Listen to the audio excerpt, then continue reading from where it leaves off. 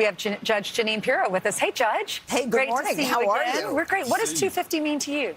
Well, you know, I thought about it, but I looked at that and I said, you know, when I was a kid, there used to be parades. I'm from upstate New York, and I just remember all of those little poppies that they'd give away. And my dad fought in World War II. He was on the first ship to Nagasaki, and he had a lot of health problems as a result of it.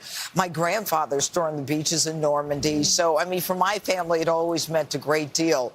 But, you know, when you think about the Declaration of Independence and that the right that the Creator gave us to life, liberty, and the pursuit of happiness, I kind of tie that into my job here as a U.S. Attorney in D.C., protecting the victims, making the criminal accountable, making sure that we get rid of the chaos and the disruption that is going on in our society. I mean, people in this country believe in rules and law and order.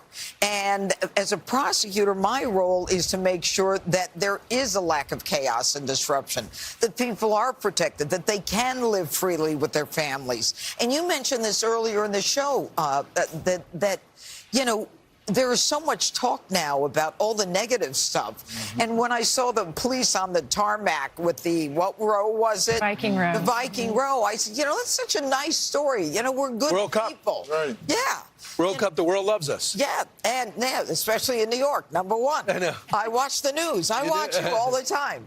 But you know what? We're better than what's happening in some parts of our country right now. Mm-hmm. We're better than the disruption and the violence, and we've got to shut it down. We really You've been shutting it down, Judge, and this city's different. I lived there for 2 years. It was out of control. Yeah. But you see our cops, you see the National Guard, but you got this new mayor. Trump. She may be the new mayor, and she's not going to want to work with you. She is going to be the new mayor. Janice Williams is an individual who not only was the #1 vote against detention for violent felons and carjackers. She was against it. Don't put them in jail. Forget about convicting them. But she is against curfews. And her excuse is, you know, we need to have more programs for young people. Well, you know what? Kind of, you know, bump up your intelligence level here, because there are 1,700 programs that Mayor Bowser has created for young people in the district. So, you know, there's a lot of, I'm concerned. I want to work with her. Have you ever talked to her? Huh? Have you ever talked to her? I've never spoken to her. I've never met her. I look forward to meeting with her. She's going to meet with the president. Yes, I know that. And you know what? She's got to understand that as a mayor, like every other mayor in the nation, her job is to keep the people in the district safe. That is the first priority of government. And all of this nonsense talk, I'm hoping that maybe it's just politics, because the bottom line is everybody wants to be safe. Right. Everybody wants their kids to be able to walk down the streets. Every business owner wants to not have his place taken over by a team takeover. You know, there's so much going on in the district that President Trump has made it a priority, and he's given us the resources. The National Guard is great. We've got all these federal enhancements. And he did it. He changed the landscape here, and you see it. Yep. And, you know, she's got to get in line. I'll tell you what, on another note, the fountains are all working. The parks are all cleaned up. I'm looking across the street from the White House yesterday with Andrew Jackson. The last time I was here in this first term, they had ropes around Andrew Jackson's statue and trying to pull it down. Yep. It was all mud and dirt.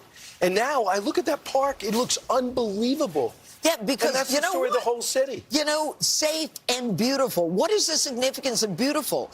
It is the broken windows theory. It's basically saying if we keep it beautiful, people are going to be more protective. People are going to be more in line with the rules. But if it's total disruption and vandalism and a mess, then nobody cares. It's mob rule. The president understands the basics of law enforcement and criminal justice. It's so funny that you mentioned that, because just yesterday we were shooting a story at the GSA, in front of the GSA, and someone on our team who lives in Washington said, I have never seen that fountain work, and it was working, and they fixed it for, I guess, America 250. So congratulations on that.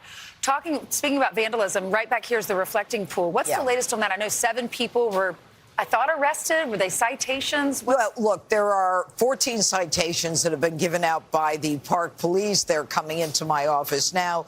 Make no mistake, if you vandalize anything, in this district, we're going to prosecute you.